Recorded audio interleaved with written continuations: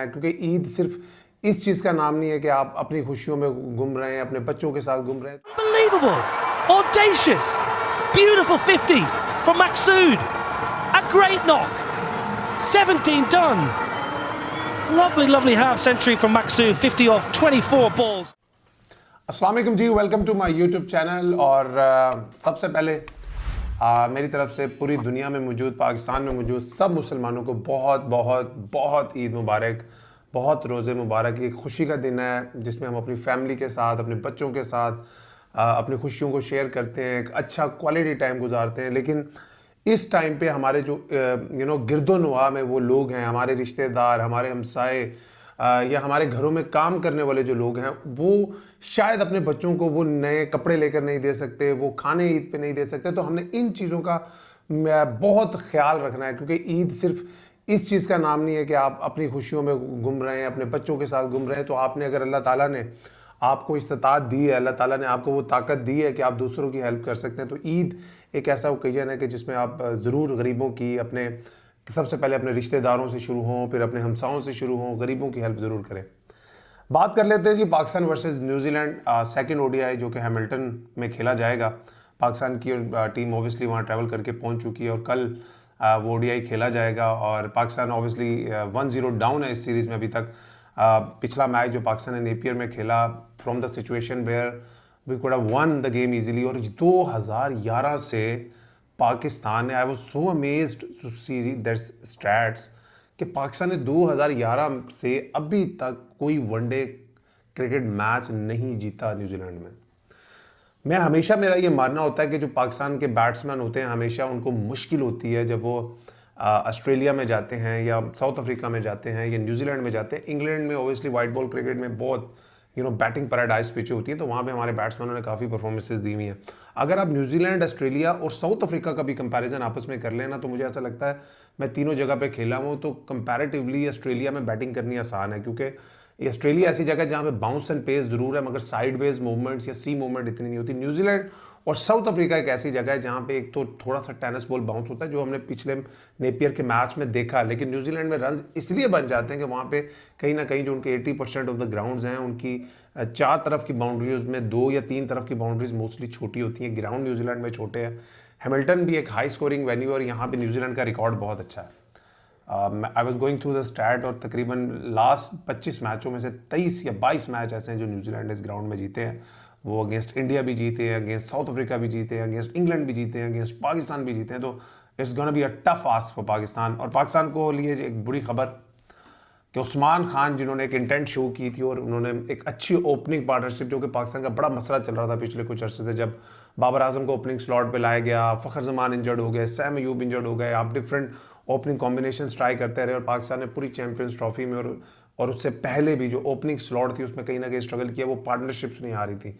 जब सैम अयूब भी इन्फॉर्म थे, तो उस वक्त अब्दुल्ला शफीक बहुत ज़्यादा स्ट्रगल कर रहे थे। उन्होंने शायद 4 या 5 0 लगातार बना दिए थे। तो उस बड़े टाइम के बाद एक 70 रन की पाकिस्तान को एक ओपनिंग पार्टनरशिप मिली थी। इस डिबेट पे मैं नहीं जाना चाहता कि बहुत लोग क्रिटिसाइज कर रहे हैं कि उस्मान खान किस तरह खेल रहे थे। ना कोई टेक्निक है, ना कोई बायोमैकेनिक्स हैं, ना कोई बॉल के ऊपर आते हैं, बल्ला कहाँ होता है, सर कहाँ होता है, पैर कहाँ होता है। At times yes, it is embarrassing to see someone opening the innings for Pakistan, especially in overseas conditions। तो कमेंटेटर्स भी बात करते हैं, मीडिया भी बात करता है, बट मैं हमेशा इस चीज़ का हामी होता हूँ कि भाई कोई किसी तरह भी खेलता है। वो इसमें मुझे एक मिसाल याद आ गई कि एक प्रोग्राम में, बड़ा पुराना प्रोग्राम है, उसमें शुएब मलिक और इजाज़ अहमद बैठे हुए थे एक प्रोग्राम में। तो रमीज़ राजा शायद इंटरव्यू कर रहे थे। उन्होंने पूछा इजाज़ अहमद से, यार सिंपल लोग खड़े होते हैं, तुम क्या ये बल्ला मारते थे, यूं खड़े होते थे, यूं करते थे?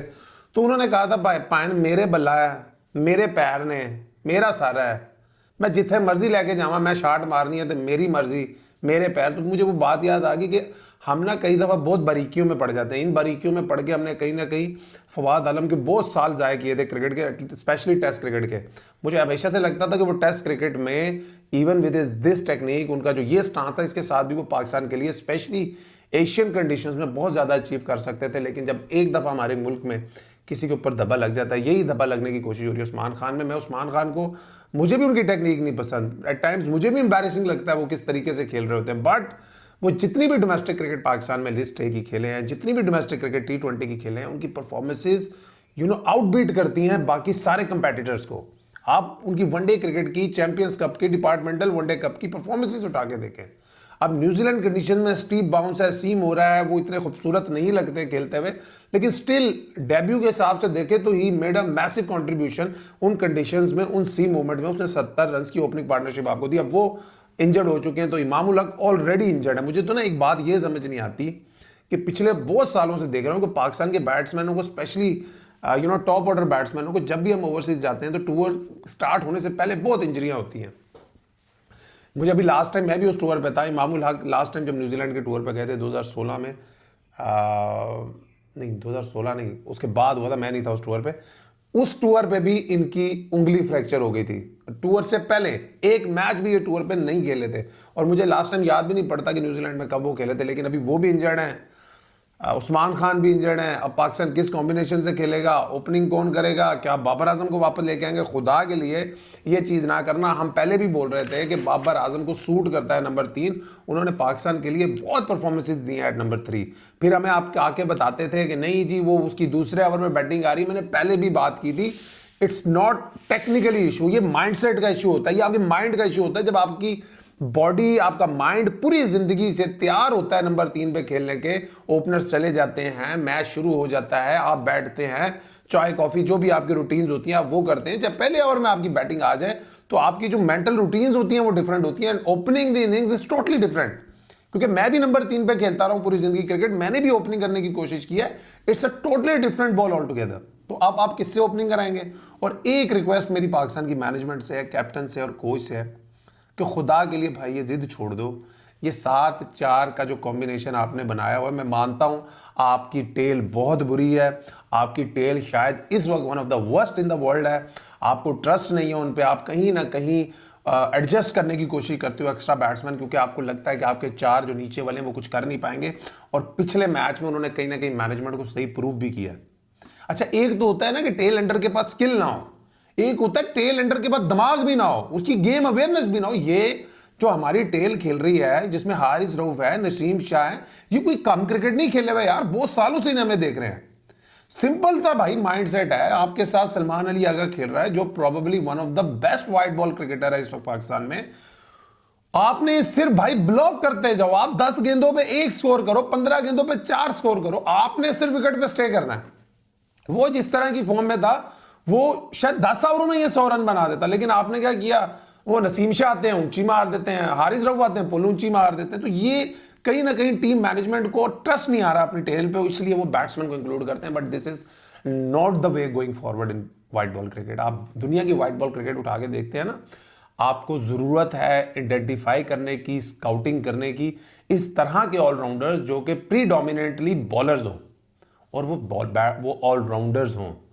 ऑलराउंडर्स का मतलब ये नहीं होता कि आप वसीम जूनियर को कह देते थे कि ये ऑलराउंडर है। ऑलराउंडर का मतलब ये भी नहीं होता कि हसन अली ने आगे 2-3 छक्के मार दिए तो वो ऑलराउंडर है। मैंने जितना पाकिस्तान में अभी क्रिकेट खेली, रजाक और अजहर महमूद का तो मुझे पता है, जो इन द लास्ट डेकेड जो मैंने डोमेस्टिक क्रिकेट खेली है, मुझे सिर्फ ऑलराउंडर लगे थे। लोगों को नहीं पसंद। वो फ़हीम अशरफ एक जेन्युइन ऑलराउंडर थे, एक आमिर यामीन जेन्युइन ऑलराउंडर थे, उसके अलावा बहुत से लोगों को, हुसैन तलत को ऑलराउंडर कहा जाता है, वो बैट्समैन है। आपने नियाजी को ऑलराउंडर बना दिया, जैसे डोमेस्टिक क्रिकेट में बॉलिंग नहीं की। अनवर अली को ऑलराउंडर कहा जाता था। मेरे ख्याल में भी वो latter part of his career शायद ऑलराउंडर बन गए थे, उससे पहले भी वो प्रीडोमिनेटली बॉलर थे। बैटिंग में वो अच्छा कंट्रीब्यूट कर देते थे, फील्डर अच्छे थे। हमारे यहाँ पे ऑलराउंडर बनाने के लिए 3 डायमेंशंस बना के एक चूरन बेचा जाता है कि जी बॉलर है, बैटिंग भी कर लेता है, फील्डर भी अच्छा। ये ऑलराउंडर नहीं होता। ऑलराउंडर अक्षर पटेल, ऑलराउंडर जडेजा, ऑलराउंडर हार्दिक पांड्या, आप उस टीम का कॉम्बिनेशन देखें, उनके पास 6 से 7 बॉलिंग ऑप्शन होते हैं, 8 से 9 तक बैटिंग होती है। न्यूजीलैंड भी जब खेलती है, उनके पास सैटनर होता है, उनके पास ब्रेसवेल होता है, उनके पास स्मिथ होता है, 3 ऑलराउंडर्स के साथ खेल होते हैं, फिर उनके पास 6 से 7 बॉलिंग ऑप्शंस होते हैं और 8 से 9 तक बैटिंग होती है। तो इस तरह का टैलेंट आपको डोमेस्टिक क्रिकेट से स्काउट करने की जरूरत है, फिर आपका कॉम्बिनेशन बनेगा। जो क्रिकेट है ये इंडिविजुअल हीरोइक्स से नहीं जीती जाती है, it's a team game. When you perform as a team, as a combination, then आप जीतोगे। कोई वंस इन अ वाइल हो जाए हीरोइक्स, और मुझे तो वो भी याद नहीं पड़ता। फखर जमान ने ऑब्वियसली काफ़ी दफ़ा वन मैन आर्मी बन के पाकिस्तान को मैचेस जरूर जितवाए, लेकिन बहुत कम होता है। वन मैन आर्मी बन के आप नहीं जितवा सकते, आपको एज ए टीम जीतना पड़ता है। तो एज ए टीम जीतने के लिए आपको you have to go in with the right combination. तो पाकिस्तान को इस तरह का टैलेंट स्काउट करने की जरूरत है, इस तरह के ऑलराउंडर्स स्काउट करने की जरूरत है। स्पिन ऑलराउंडर्स पाकिस्तान के पास आते रहे, इमाद वसीम आए, उनकी बैटिंग को आपने कभी यूटिलाइज नहीं किया। नवाज अहमद आए, लोग यहाँ पे नीचे आके बोलेंगे ट्राइड एंड टेस्टेड, उसकी बैटिंग को आपने कभी यूटिलाइज नहीं किया। हमारे यहाँ पे हो गया है कि भाई अगर कोई स्पिन ऑलराउंडर आ गया है या कोई फास्ट बॉलिंग ऑलराउंडर आ गया, इसका भाई इसने 8 नंबर पे ही खेलना है। इमाद वसीम का अगर आप जाके डोमेस्टिक रिकॉर्ड देखें, मोहम्मद नवाज का अगर आप जाके डोमेस्टिक रिकॉर्ड देखें, तो आपको पता चलता था कि ये प्रीडोमिनेटली डोमेस्टिक क्रिकेट में बैट्समैन से, क्यों इनको कभी भी टॉप ऑर्डर में ट्राई नहीं किया गया, कभी 4 पे भेजते, 5 पे, उनको इंटरनेशनल क्रिकेट में आपने कभी रिस्पॉन्सिबिलिटी नहीं थी। टीमें बिल्ड ऐसी होती, क्यों केएल राहुल से ऊपर अक्षर पटेल आ जाते हैं, क्यों कई दफा ब्रेसवेल नंबर 6 के बैट्समैन से ऊपर आ जाते हैं, क्यों कभी कभी हार्दिक पांड्या 5 नंबर पे आ जाते हैं। तो क्यों प्लेयरों को तैयार किया जाता है। मसला हमारे प्लेयरों का नहीं है।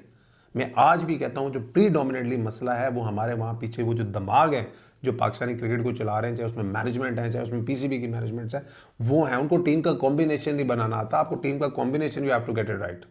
But still it's important game tomorrow. वो हमारी जो बेस्ट विशेज हैं वो पाकिस्तान के साथ हैं। Obviously we want them to win, ताकि एक तो 13-14 साल से हम न्यूजीलैंड में जीते नहीं है ओडीआई, और दूसरा ऑब्वियसली यार के सीरीज भी अलाइव हो। ये न्यूजीलैंड की सीरीज में ना आपको बड़ी गालियां इसलिए भी पड़ती हैं जब आप हारते हैं कि लोगों की रातों की नींदें आराम होती हैं। लोग सुबह 11-12 बजे तक सो नहीं पाते आपका मैच देखने के लिए, और सुबह वो दीवार को टक्करें मार रहे होते हैं जब आप गंदा खेलते हैं। तो खुदा के लिए भाई, जीत के लिए जो सबसे इंपॉर्टेंट चीज़ है कॉम्बिनेशन। आप फ़हीम अशरफ को खिलाएं और 6 बैट्समैनों के साथ जाएं। आप अपनी बॉलिंग को तगड़ा करें। न्यूजीलैंड की कंडीशंस में आप ना एक्सपेक्ट करेंगे आपको खुशदिल शाह या आपको सलमान अली आगा 10 ओवर कर देंगे। छोटी बाउंड्रीज होती हैं, स्पिनर्स का स्पिन नहीं होता। तो आप फ़हीम अशरफ को अगर डाला है स्क्वाड में, तो खुदा के लिए अगर New Zealand, England, south Africa in conditions में आपने नहीं खिलाना ऑलराउंडर को, फास्ट बॉलिंग को, तो फिर पाकिस्तान में तो आप कभी भी नहीं खिलाएंगे। फिर अगर डेली अलाउंसेस बनाने के लिए या आधी मैच फीस देने के लिए उसको वहाँ लेकर गए हो तो वो अलग बात है। अपना ख्याल रखिए, ईद को एंजॉय कीजिए और पाकिस्तान टीम को अपनी दुआ में याद रखिए और मुझे भी अपनी दुआ में याद रखिए। अल्लाह हाफिज़।